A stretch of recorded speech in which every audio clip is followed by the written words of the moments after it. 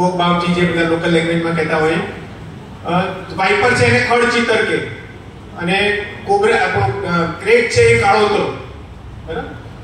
હવે એ સિવાયના બધા એ બીજા ઘણા બધા સાપ એટલે એક રેટ્સ એની સાથે બધા કન્ફ્યુઝ થાય એવા પણ હોય. હા, એટલે જો શક્ય હોય તો તમે જો એવી જગ્યાએ કામ કરતા હોય જ્યાં સંકુકરણ હોય તો એનું જનરલ એટલે થોડુંક આઈડેન્ટિફિકેશન નોલેજ થોડુંક લઈ રાખવું પિક્ચર પરથી ને એના પરથી. બાકી બાઇટ્સ પરથી ખ્યાલ આવી શકે.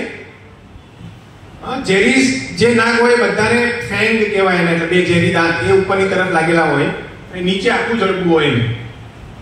યુ શેપનું નિશાન હોય અથવા તો બંને બાજુ વી શેપના નિશાન આવી જતા હોય તો એ મોટા ભાગે બિનઝેરી સાપ છે, બરાબર. અને બે આવા નિશાન હોય એ ઝેરી સાપ છે. પણ જે ક્રેટ છે એનું નિશાન મોટા ભાગે મળતું નથી. એટલા ફાઇન ફેંગ એના હોય છે. અને બીજું સાયલન્ટ કિલર છે. રાત્રે નિશાચર છે એટલે ઘણીવાર આપણે બહાર ક્યાંક સુતા હોય તો આપણી બાજુમાં એની હોય હલનચલન થાય એટલે દબાણમાં આવે એટલે કરડી જતો હોય, ખબર પણ ના પડે. તમે સવારે ઉઠો એટલે તમને મોટા ભાગે કંઈક કરડી ગયું એમ.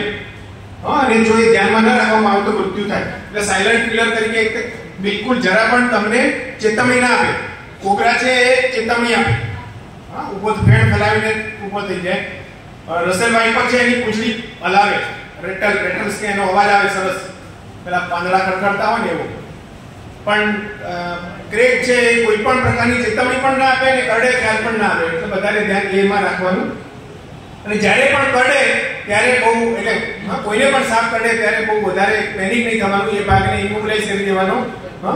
ટુર્નિકેટ ને એવું પહેલા બાંધતા હતા જ્યારે, પણ હવે બધું બિલકુલ અપસેટ થઈ ગયું છે કારણ કે ઘણા બધા પ્રશ્નો છે ટુર્નિકેટના પોતાના. એટલે પણ એ ભાગને હલનચલન કર્યા વગર જો શક્ય હોય તમારી પાસે નજીકમાં ક્યાંય કોઈ પણ વસ્તુ કરડી હોય, એ જીવડું હોય, સાપ હોય કે કોઈ પ્રાણી હોય, શક્ય હોય ચોખ્ખું પાણી કે સાબુ ક્યાંથી મળે અથવા તો નહીં તો પાણી પણ મળે નળ નીચે એને ધોઈ નાખો તો જે કંઈ પણ બેક્ટેરિયા હોય, વાયરસ હોય અથવા તો ઝેર હોય એ થોડું ડાયલ્યુટ થવામાં એ ફાયદો કરી શકે.